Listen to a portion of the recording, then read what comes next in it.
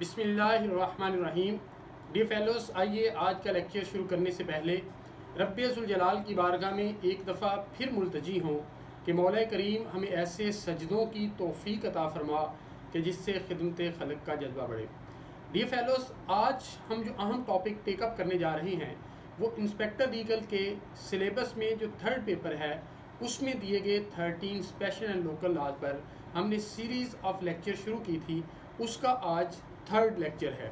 Dear fellows, आज हम जिस एक्ट को डिस्कस करने जा रहे हैं वो है the Punjab pure food ordinance 1960।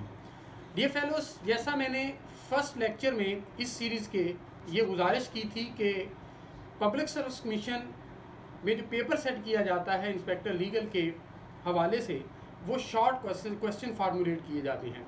उसी चीज़ को मद्देनजर रखते हुए मैंने 7 शॉर्ट क्वेश्चन फार्मूलेट किए हैं। पहले मैं वो आपके सामने रखता हूँ, फिर one by one in the light of the Punjab pure food ordinance 1960 हम इसका आंसर तलाश करेंगे।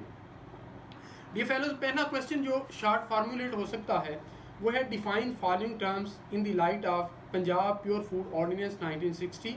Number 1 adulterated food, number 2 food, number 3 misbranded food. दूसरा question, if food poisoning is reported to or suspected by health officer or inspector, what action can be taken by him under this ordinance?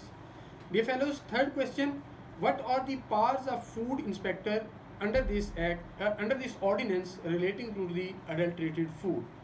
Number 4, what are the offences under the ordinance?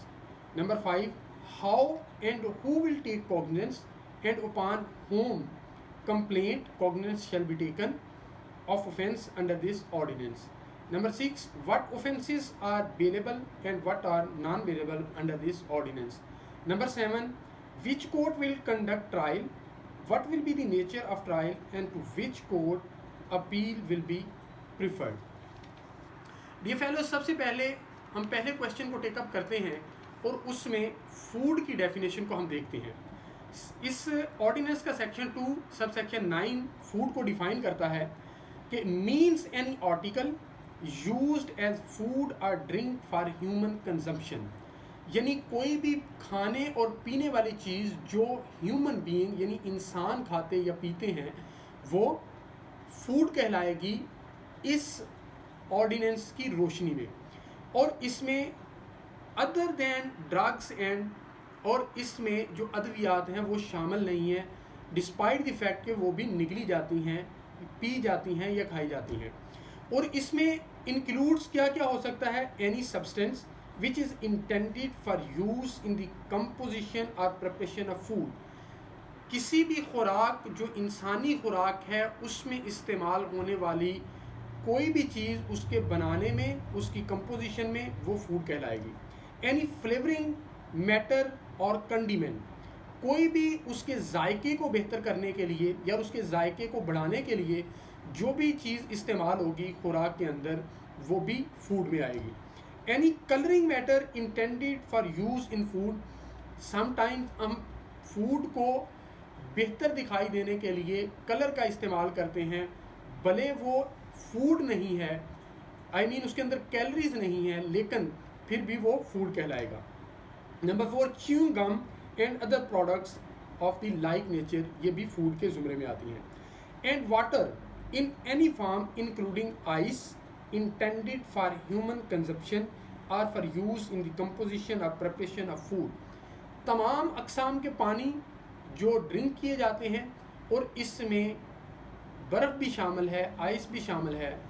D fellows, ये थी food की definition. अब हम देखते हैं adulterated food की definition इस ordinance ने क्या दी है। सेक्शन 2 का सब सेक्शन 1 इसको डिफाइन करता है, means any article of food which is not of the nature, substance or quality which it purports और इज़ रिप्रेजेंटेड टू बी, कोई भी चीज़ खाने वाली जो कि उसके अंदर मिकदार होनी चाहिए थी किसी भी चीज़ की वो पूरी नहीं है, या जितना उसको दिखाया जाता है कि इसके अंदर इतनी मिकदार है वो पूरी नहीं है, तो वो अडल्ट्रेटेड फूड कहलाएगी। फॉर एग्जांपल के किसी खुराक के किसी भी चीज़ के अंदर कहा गया कि इतनी मिकदार इस चीज़ की होगी, 25% अगर होगी तो 25% नहीं है तो वो अडल्ट्रेटेड फूड कहलाएगी, भले उसके अंदर इंजूरियस कोई चीज़ नहीं है। डी फेलोस, दूसरा इसके अंदर which contains any such extraneous substance as may affect adversely the nature substance or quality thereof, या उसके अंदर कोई ऐसी चीज़ मिला दी जाती है, शामिल कर दी जाती है जो कि उसका अपना हिस्सा नहीं है। तीसरी चीज़ which is processed mixed coloured powdered or coated with any other substance in contravention of rules, जो रूल्स के अंदर चीज़ें दी गई हैं कि ये चीज़ आप इसके अंदर इस मिकदार तक डाल सकते हैं इसकी कंपोजिशन में, लेकिन अगर उसको कंप्लाई विद नहीं किया गया तो ये भी अडल्ट्रेटेड फूड में आएगी।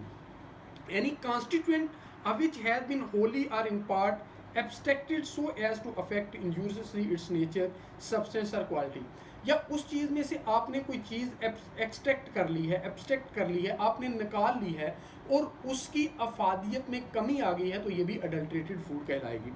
which contains any poisonous or other ingredients which may render it injurious to health, या उसके अंदर कोई जहरीला मादा शामिल कर दिया गया है तो ये भी अडल्ट्रेटेड फूड में आएगी। The quality or purity of which doesn't conform to the prescribed standard, जो उसकी प्योरिटी या क्वालिटी एक स्टैंडर्ड रखा गया है कि इतनी मिकदार में इसके अंदर ये चीज़ होती है या इतनी खुसूसियत रखने वाली इसके अंदर ये चीज़ होती है, उसके मुताबिक अगर नहीं है तो ये भी अडल्ट्रेटेड फूड कहलाएगी। Which having been prepared packed or kept under in sanitary condition has been contaminated or become injurious to health, कोई चीज़ जो है उसके अंदर सफाई का ख्याल नहीं रखा गया, उसको तैयार करते वक्त, उसकी पैकिंग करते वक्त, और वो कंटेमिनेटेड हो गई है, वो जहरीली हो गई है, तो ये भी अडल्ट्रेटेड फूड में आएगी। ये फैलो तीसरी डेफिनेशन इसके अंदर जो है वो मिस ब्रांडेड फूड, ये है सेक्शन 218 इसे डिफाइन करता है। ये कहता है which is imitation of or a substitute or resembles in a manner likely to deceive, यानी एक चीज़ की शक्ल की कोई चीज़ आपने बनाई है, उसकी रिजेंबलेंस दे के, लेकिन हकीकत में वो नहीं है, आपने कस्टमर को डिसीव करने के लिए बनाई है, तो ये मिस ब्रांडेड फूड होगी। फॉर एग्ज़ाम्पल, अगर एक प्रोडक्ट है करशी वालों की, वो करशी वालों ने उसे मैन्युफैक्चर नहीं किया, आपने उनका लेबल ऊपर लगा दिया है ये रिप्रेजेंट करने के लिए कि ये करशी वालों की है, तो ये मिस ब्रांडेड फूड होगी। Which is so coloured flavoured coated powdered or polished as to conceal the true nature thereof, या आपने किसी चीज़ को इस तरह कलर किया है या उसके अंदर ऐसा फ्लेवर डाल दिया है जो कि उसकी एक्चुअल जो शक्ल है या एक्चुअल वो जो चीज़ है उसको उसने कंसील कर दिया है और दूसरा शख्स लेने वाला उससे डिसीव हुआ है, तो ये भी मिस ब्रांडेड फूड में आएगा। Which is contained in any package which or the label of which bears any statement, design or device regarding the ingredients or the substance contained thereon which is false or misleading, आपने एक packing की है उसके ऊपर label गलत लगा दिया तो ये भी मिस ब्रांडेड फूड में आएगी। Which is not properly packed and labelled in accordance with the rule, अगर उसकी पैकिंग और उसकी लेबलिंग जो है वो in accordance with the prescribed rule नहीं है तो वो भी मिस ब्रांडेड फूड आएगी में शामिल होगी। डियर फेलोज, इससे अगला क्वेश्चन जो हमने फार्मूलेट किया वो ये किया कि what are the powers of food inspector under this act relating to adulterated food and who can appoint these food inspectors. Dear fellows, section 16 और 17 इन दोनों क्वेरीज के साथ डील करते हैं। सेक्शन 16 ये कहता है कि गवर्नमेंट यानी प्रोविंशियल गवर्नमेंट अपॉइंट करेगी फूड इंस्पेक्टर जितने वो चाहेगी उतने। सेक्शन 17 इसकी पार्ट बताता है कि अगर फूड इंस्पेक्टर ये समझता है कि किसी मार्केट में, किसी फैक्ट्री में, किसी बाज़ार में, किसी दुकान में कोई ऐसी फूड तैयार हो रही है जो कि अडल्ट्रेटेड है, जो कि मिस ब्रांडेड है और जो कि इंजूरियस टू हेल्थ है, जो अनहोलसम है और जो प्रेस्क्राइब्ड फार्मूला के मुताबिक नहीं है और 2 नंबर तरीके से बनाई जा रही है, तो फूड इंस्पेक्टर वहाँ पर उस मार्केट में, उस दुकान में, उस फैक्ट्री में एंटर हो सकता है, गोदाम में एंटर हो सकता है और उनको सीज़ कर सकता है, उनको रिमूव कर सकता है उन चीज़ों को। और अगर वो समझता है कि ये चीज़ें जो हैं वो अनहोलसम हैं और इंजूरियस हैं, वो उनको with the consent of the owner destroy कर सकता है। और अगर उनकी जो नेचर है वो पेरिशेबल है तो फिर जो और वहाँ पर ऑनर मौजूद नहीं है तो with the in the presence of two respectable of the locality उनको वो डिस्ट्रॉय कर सकता है। डियर फेलो, ये पार्ट थी इंस्पेक्टर, फूड इंस्पेक्टर की, जो मैंने आपके सामने रखी। अब अगला क्वेश्चन है, what are the offences under this ordinance. Dear fellow, section 23 से 20J तक ये सारे की सारे ऑफेंसेस इस ऑर्डिनेंस के तहत हैं, जिसमें पहला ये है कि selling food against the law, यानी इस लॉ ने जो चीज़ें बता दी गई हैं कि ये आप नहीं बेच सकते, वो सारी की सारी अगर आप बेचते हैं तो ये ऑफेंस कहलाएगा। और अगर ये चीज़ें लार्जर स्केल में मैन्युफैक्चरर्स बना रहे हैं तो ये भी ऑफेंस होगा। सब स्टैंडर्ड कोई चीज़ बना रहे हैं, मिस ब्रांडेड कोई चीज़ बना रहे हैं, अनसेफ फूड बना रहे हैं, अनहाइजीनिक या अनसैनिटरी कंडीशन में बना रहे हैं, बिजनेस आप कोई कर रहे हैं फूड के हवाले से और विदाउट लाइसेंस है, ये सारे के सारे ऑफेंसेस हैं इस ऑर्डिनेंस के अंडर। आप कोई फॉल्स एडवर्टीजमेंट करते हैं उस फूड से, ये भी ऑफेंस है। फॉल्स लेबलिंग करते हैं, ये भी ऑफेंस है। और इसी तरह अगर आप उसको रिपीट करते हैं तो उसकी सेक्शन 23I के तहत उसकी पनिशमेंट भी बढ़ जाती है। ये फेलोज, इसके आगे क्वेश्चन हमने जो फार्मूलेट किया है वो, how and who will take cognizance and upon whom complain cognizance shall be taken of offence under this ordinance. Dear fellows, इसको सेक्शन डील करता है 23K और 23L। डी फेलोज, इस 23K के अंदर ये लिखा गया कि ये कॉग्निजेबल ऑफेंस है on a complaint of an officer authorized by the government, यानी गवर्नमेंट का जो ऑथोराइज्ड ऑफिसर है वो कंप्लेंट करेगा और उस पर स्पेशल कोर्ट जो है वो कॉग्निजेंस लेगी। Dear fellow, special court 23L के अंदर डिफाइन किया गया है कि special court shell consist of a presiding officer and 2 technical members.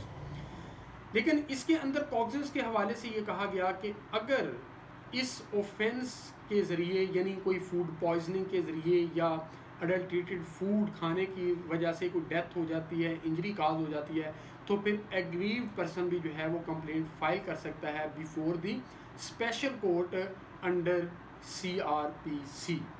D fellows, अब इससे आगे अगला क्वेश्चन हमने ये फार्मूला लिया कि what are the offences which are bailable and what are the offences which are non bailable. Dear fellows, इस section 23A and section 23C इसमें बताया गया कि ये दोनों ऑफेंसेस जो हैं ये नॉन बेलेबल हैं, बकिया सारे के सारे जो ऑफेंसेस हैं वो बेलेबल हैं। अब 23A को जब हम देखते हैं तो 23A ये कहता है कि जब कोई चीज़ मैन्युफैक्चर होगी उसको कीप किया जाएगा, ट्रांसपोर्ट किया जाएगा, इंपोर्ट किया जाएगा या एक्सपोर्ट किया जाएगा अडल्ट्रेटेड फूड को लार्जर स्केल पर, तो ये नॉन बेलेबल में आएगा और इसकी जो पनिशमेंट है वो भी यहाँ पर बताई गई, may extend to 5 years but which shall not be less than 6 months and fine which may extend to 2 million rupees but which shall not be less than 500,000 rupees. Dear fellows, इसी तरह इसके साथ बताया गया कि सेक्शन 23 का C का B और C, 23C का B और C हमें ये कहता है कि where such unsafe food results in injury to any person to imprisonment for a term which may extend to 3 years but which shall not be less than 3 months and fine which may extend to 1 million rupees but which shall not be less than 100,000 rupees। इसी तरह C बताता है कि where such unsafe food results in death of a person to imprisonment for a term which may extend to imprisonment for life but which shall not be less than 10 years and fine which may extend to 3 million rupees but which shall not be less then 2 million rupees. तो dear fellows, ये section जो मैंने आपके सामने रखे 23A और section 23C का sub section B और C, इसके तहत जो ऑफेंसेस होंगे वो नॉन बेलेबल होंगे, बकिया सारे के सारे ऑफेंसेस जो हैं वो बेलेबल हैं। Last but not the least, what will be the nature of trial and to which court appeal will be preferred. Dear fellows, मैंने आपको पहले बताया सेक्शन स्पेशल कोर्ट के हवाले से सेक्शन 23L डील करता है। स्पेशल कोर्ट ट्रायल इसका करेगी और इसका ऑर्डिनरीली जो ट्रायल है वो समरी ट्रायल होगा, लेकिन अगर कोर्ट ये समझती है कि इसका समरी ट्रायल नहीं होना चाहिए, इसका रेगुलर ट्रायल होना चाहिए, तो फिर कोर्ट जो है वो रेगुलर ट्रायल भी कर सकती है। डियर फेलोज, अब इसकी अपील कहाँ पे लाई करेगी? इसकी appeal within 30 days lie करेगी to the high court. Dear fellows, आखिरी क्वेश्चन जो मैं डेलिब्रेटली स्किप कर गया था वो ये था कि अगर फूड पॉइजनिंग जो है वो रिपोर्ट होती है तो फिर इंस्पेक्टर जो है, फूड इंस्पेक्टर, वो क्या एक्ट करेगा? डियर फेलोज, इसको सेक्शन 13 डील करता है। फूड पॉइजनिंग को हम कहते हैं अक्यूट क्रोनिक और क्यूमुलेटिव डिजीज बाय केमिकल और बायो बैक्टीरियोलॉजिकल एजेंट के ज़रिए। डियर फेलोज, वो इस जगह पर जहाँ पर फूड पॉइजनिंग की शिकायत है उसको सील कर सकता है, और अगर सस्पेक्ट करता है कि इस शख्स जो कि इसको प्रिपेयर कर रहा है, इसको मैन्युफैक्चर कर रहा है, उसके अनहाइजीनिक होने की वजह से, या उस खुद जो है वो कैरियर है ऑफ द कम्युनिकेबल डिजीज़, तो उसको वो काम से रोक सकता है नोटिस देकर, और उसको सील कर सकता है। इसी तरह डियर फेलोज, अगर कोई शख्स जो है वो वहाँ पर मुसलसल काम कर रहा है तो वो नोटिस देकर उसे उतनी देर तक रोक सकता है जितनी देर तक वो सर्टिफिकेट ऑफ क्लियरेंस पेश नहीं करता कि अब वो कम्युनिकेबल डिजीज़ को कैरी नहीं कर रहा। डियर फेलोज, ये था दी पंजाब प्योर फूड ऑर्डिनेंस 1960 जो मैंने आपके सामने रखा। मैं उम्मीद करता हूँ कि आज का लेक्चर आपको पसंद आया होगा। अगर आज का लेक्चर आपको पसंद आया हो तो हमारे बाबुल इल्म लॉ अकेडमी यूट्यूब चैनल को सब्सक्राइब ज़रूर कीजिएगा, हमारे वीडियो को लाइक ज़रूर कीजिएगा। अल्लाह ताला आपका हामी नासर हो। बहुत शुक्रिया।